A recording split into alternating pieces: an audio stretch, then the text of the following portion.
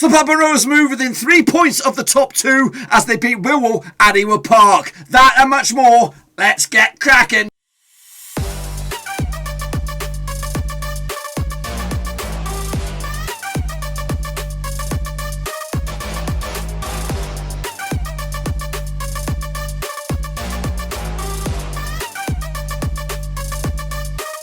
That's right, folks, back once again with another match review, this time looking back at Blackburn Rovers' performance against Millwall, and we'll get to that in just 1 second. If you're new to the channel, smash your subscribe button to keep you bang up to date with all things Blackburn Rovers related, championship related, football related. We got it all here under one Rooski. That's right, of course, Rovers coming out on top against Millwall at Ewood Park to move within not only those playoff spots, we're not there yet, but very, very close to not just the top six, but the top two. We'll talk more about that in a minute. I want to make a big shout out to the Patreon gang. You know who you are, behind the scenes, of course, supporting the channel behind the scenes. We actually just got a new one quite recently. Humphrey was his name. So a big shout out to Humphrey for joining the latest VIP gang. Do appreciate the support behind the scenes. So if you are interested in becoming the latest member of the gang, we're trying to get our numbers up to 25. A big ask, I'm afraid. We actually dipped down a few. We actually lost some in the old in the old snow, of course. But I'm trying to get my numbers back up to 25. So if you could help me out in that way, that'd be great. Check out the links down below, patreon.com/overseas. But anyway, let's talk about the match, and again in a bit more detail then, shall we? Of course, it took place earlier at Ewood Park, with Rovers coming out on top, of course, with a big fat double. 2-1 in the bloody end. Goals from Harvey Elliott. Absolute scream on the 25th minute. Great breakaway chance down the right hand side. Well, it actually ended, I think, Armstrong with a layoff. Up-step flipping by Harvey Elliott with a smasher to score his second goal of his Rovers tenure, of course, with a belter. And he, again, only 17 years of age. Absolute scream, of course. But that lead only lasted just 10 minutes, or give or take. As Scotland pretty much did a carbon copy of the goal down the other end as Millwall levelled it up at 1 goal apiece. Into half-time, we went all square, no changes there, no changes after the break, but Rovers were actually forced into a change a little bit into the second half, with big bad boy Brereton getting a bit of a lunge at him, and he tumbled down badly. He could be out for some considerable time, you know, a good 3 or 4 months if the early vibe is what it says it is. So he was substituted in place for Tyree Stone to come in, and he actually was a little bit lively, but ultimately it looked like it was panning out for a score draw at the end. But fortunately for Rovers, and fortunately for me, Adam Armstrong scored, what is his 14th goal of the season? I don't know, to give us the well appreciative and not well received or earned victory, but it was definitely something I was desperate for. I'm absolutely desperate for the big fat W, because of course it does put us in prime striking distance of those top six and even those top two spots. You know what people say, you know, we could be an outside bet for the top six, but you know, grinding out the results as we do, we could, as it stays right here right now, could be there could be arguments for us to be in that top two discussion. But again, let's not get ahead of ourselves. We had a good run so far, 3 wins on the spin now, and actually when you look at it, and you'll see this tomorrow when I do the preview for the Brentford game, we are the form team out in the championship at the moment, the top of the pops form-wise at the last 6 games. So I think we won 5 out of the past 6, I think. Don't hold me to that. We'll find that out tomorrow when I do or later on whenever I do the video. So yeah, take a look at some stats and figures here for you. Of course, total shots on the day: 20 for Rovers, 17 for Millwall. We actually bossed them with possession as well, 55.4% compared to their 44.6. 76% success rate with our passing as well, 69 for Millwall. Aerial duels 1. That is bossed by Rovers, 27 to their 24. I also threw more tackles than they did. They had more corners, 8 to their 2. But unfortunately for them, Jed Wallace must have had a bad day, because unfortunately he could not deliver. He did get an assist though, with a Malone goal, as did Armstrong, giving Elliott an assist as well, a goal to boot. So yeah, good result for Rovers. That bad boys. Take a closer look at the starting 11s. Here they come. Kaminsky between sticks. Bell, Lenihan, Ayala and Nyambi made up your back 4. Johnson, Holtby and Elliott made up a 3-man midfield. It was quite surprising to see Elliott in that role, and it was actually quite creative. He got involved in a lot of stuff, and it did give us the freedom of those 3 strikers up top. But like, just what I didn't want to happen, and when we did see this, I saw this lineup on the watch along, because we did the watch along. I thought, you know what, we play all our 3 strikers at once. What are we going to throw off from the bench? What's our super sub here? And now we've lost one. It looks like we've lost Brereton for 2 or 3 months. And I don't know. I'm hoping the scan comes back well, and you know what, he's not out for as long as I'm anticipating. But you know what, it worked in the end. We got the 3 points, but ultimately we lost a key man here today. and it might have a detrimental effect on the Rovers moving forward. On the flip side, when you look at this, Bradley Dacarino's due to come back, and perhaps, I don't know how we're going to accommodate Dak in this lineup. Perhaps Elliott will start for the forward. Gallagher may drop to the bench. Dacarino will come in. I don't know. I don't know how it all pan out. But fortunately, as the revolving door of football injuries happen, we could see Brereton go out, and we could see Bradley Dacarino come back in just at the right time. So that could be a blessing, a small blessing. But realistically, we want all the guys fit, all the guys competing, and all the guys challenging for spots. But yeah, disappointing there. But let's take a look at the match ratings then for these guys. Then Kaminsky with a 7. He did make a couple of good, decent saves there, strong saves to deny Millwall as they were pecking away at us, trying to cause an upset, which it would have been. It would have been an upset if we'd lost this one. And ultimately it was. In all fairness, I do feel a little bit cheap nicking this one at the end, but hey, it happens. It happened to us with Forest early in the season. It's happened to us countless times last season where we've deserved at least more than a point and come away with nothing, or deserved more than, deserved a win and come home with a draw. So it happens at the best of us. So we got to take these ones, ride our luck like we have been in the past two games. We were a little bit fortunate against Barnsley. In fact, we were a little bit better against Barnsley than we were against Millwall. Millwall were good today, well organised. They did what they did. They defended well, bodies on the line, just like Rovers in the past, but they just lacked that cutthroat-ness from the attacking line. And their substitutes, they're decent substitutes, but too little, too late for them. And unfortunately for us, we had Adam Armstrong, of course, top striker in the division at the moment. Amari Bell with a 5. I thought he was poor, very, very poor.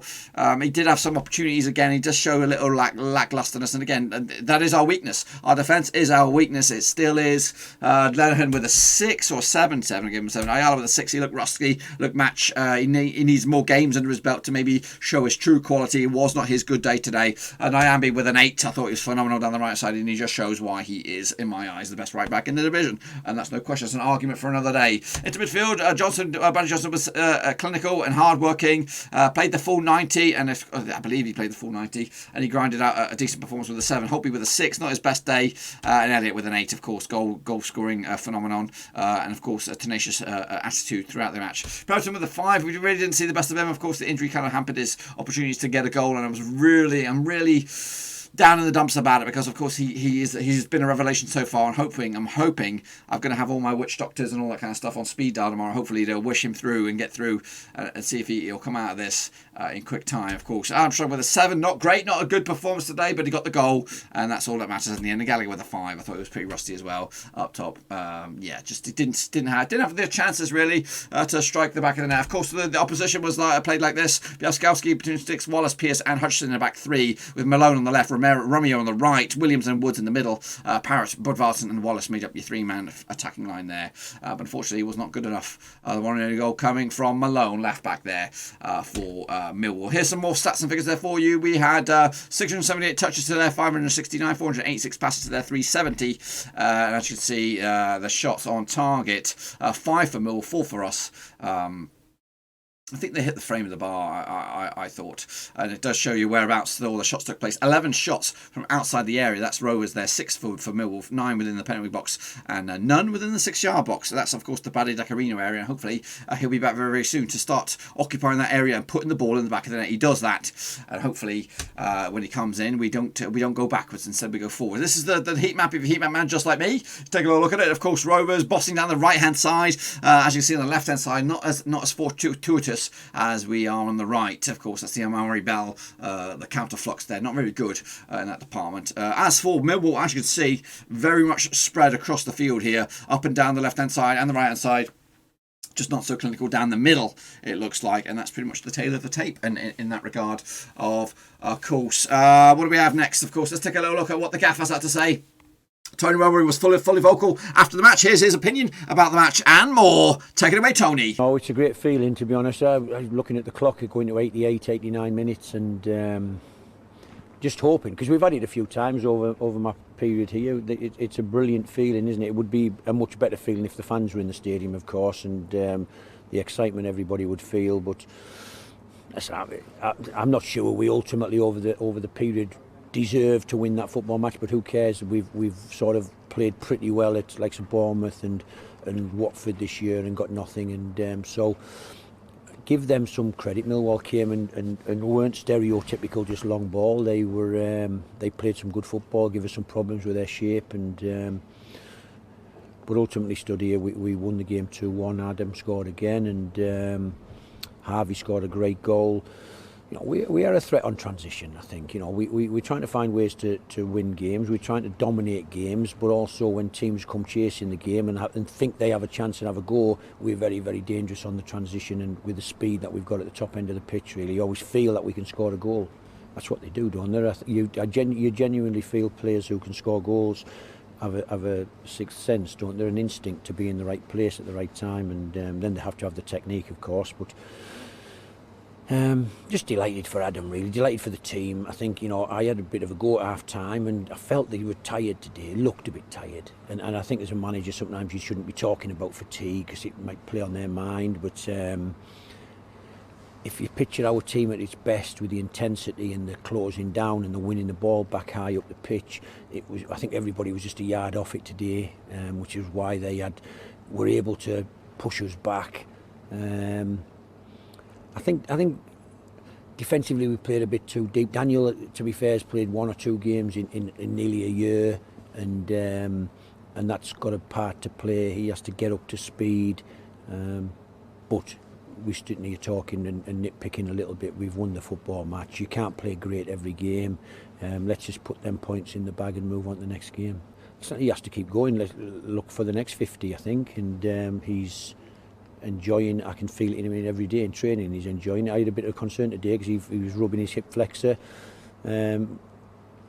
after the shot. I think he plays one over the top, and he was sort of rubbing the top of his hip.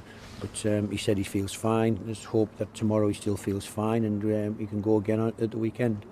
Well, you've probably just seen him walking away in a brace. He's I think initially we think he's took a knock to the outside of his knee. It's you know, what you'd call a lateral ligament. A scan tomorrow will see how serious it is, whether it's just a knock or whether he's actually damaged some of the ligaments in there, or see what the damage is really.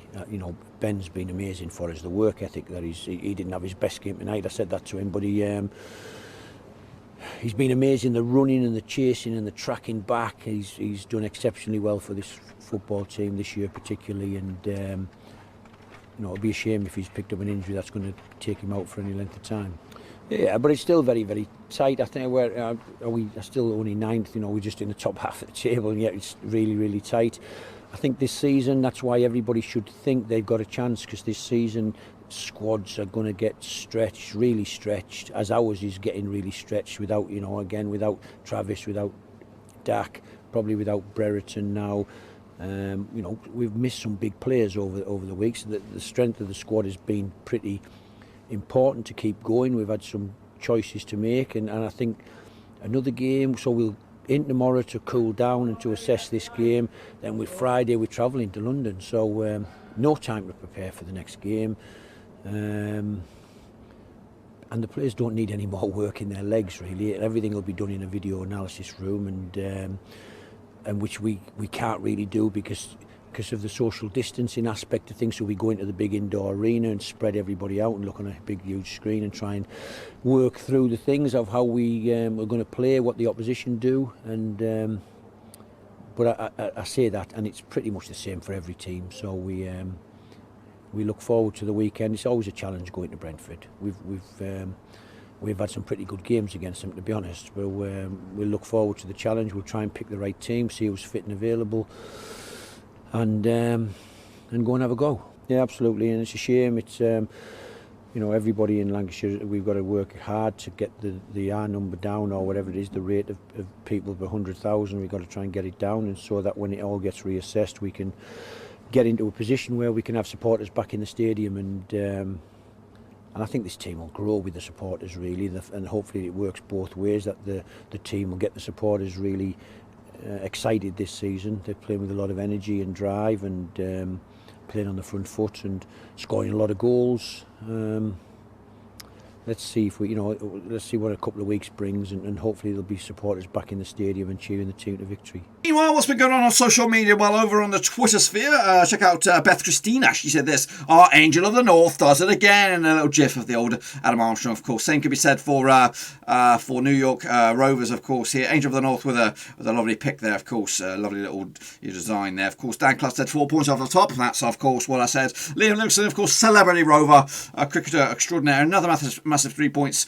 Get in there, Rovers. It's time to start believing. Get in there, of course. Chris Martin said this: "Sometimes you just got to shithouse a win when and where you can. And when it comes to shithousery, we are the undisputed kings of the noble art. That's the sign of a good team, isn't it?" Hashtag Rovers. Tim Farron, of course, ex-Liberal Dems leader. Not political or anything like that, but he's a Rover. Of course, blooming lover, last minute winner. And of course, Adam Armstrong, of course. And there's a Rover saying, "Come on in there." Sully Ulster says, "Barnsley, Millwall, ugly games, beautiful 6 points indeed." Meanwhile, Adam Totsuki said, "There's big 3 points. Get in there, lads. Not playing our best football, but keep grinding out wins." Mr. Nobody said this: "Can't even remember the winning goal. I went into some sort of delirious out-of-body experience. Come on, how frustrating were Millwall to play against? My goodness," he says. Michael Francis said, "There's as crazy as this season is, it is our big chance. 4 points off first place. Insane how close and unpredictable it is. It's the championship, fella. It's the blooming championship." Loot Van Gent said, "This best Blackburn team I can remember. Hopefully this will be the year this great historic will finally return to where they belong. Greetings from a big fan from the Dutchlands. Respect, brother. Respect indeed." Sam Gill said, "This big win. Nyambi was class. Elliott with a peach indeed." Sarah Partington said this: "Brilliant. That one's for you, Dad." And that's a respect out for her dad, of course. Judy says 4 points off the top. Rocket. Get it up there. Elliot Bennett, of course, El Capitano from the touchline.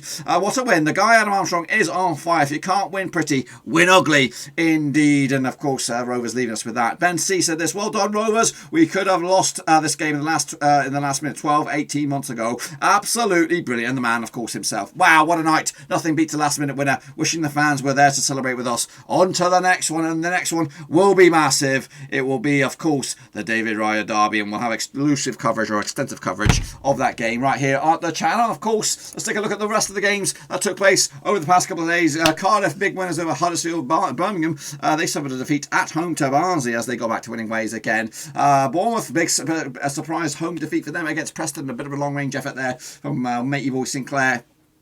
Bristol City kept up their recent return of form, 2-1 winners over QPR.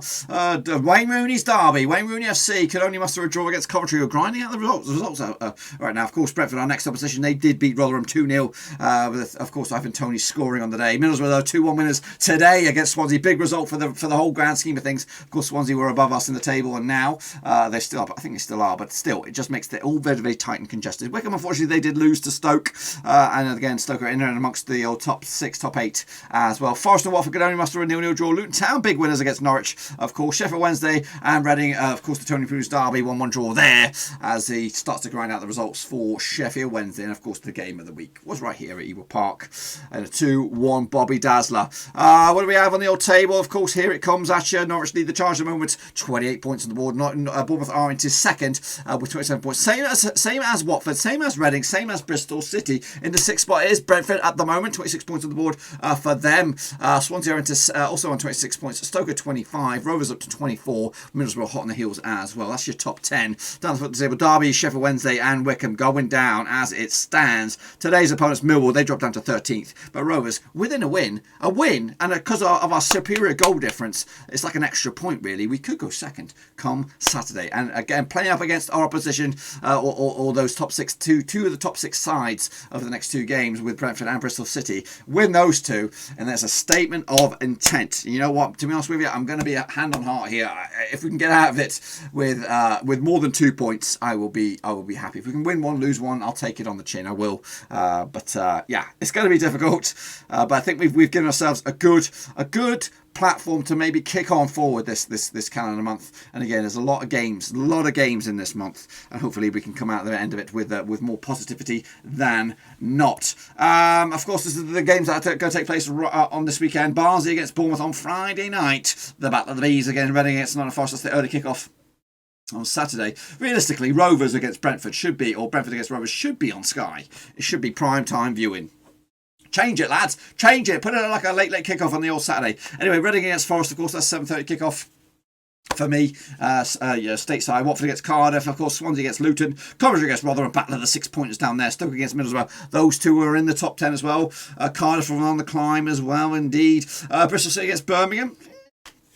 Preston against Wigan, of course. Millwall against Derby. Huddersfield against QPR, of course. The game of the weekend is at where the Brentford Community Stadium as Brentford against Rovers, and Norwich will take on Sheffield Wednesday. And I think, laddie-os, I think that's pretty much all I've got for you today. Hope you enjoyed the video. If you did, smash that thumbs up. And if you're new, smash your subscribe to keep you bang up to date with all things Blackburn Rovers related, Championship related, whoa, football related. We're we're a win away from the top 2. Get in them, our veins, boys. Yes, indeed. Can we start to believe? Can we realistically start to believe that we're in this hunt? I can't say it just yet. It is tight. We're in the discussion. That's great. Imagine it goes down to the last game of the season and it's so tight like this. It will be absolutely crazy. But we're in with a shout. And you know what gives me the belief? When you look at the stats, you'll see it in the preview tomorrow for the Brentford.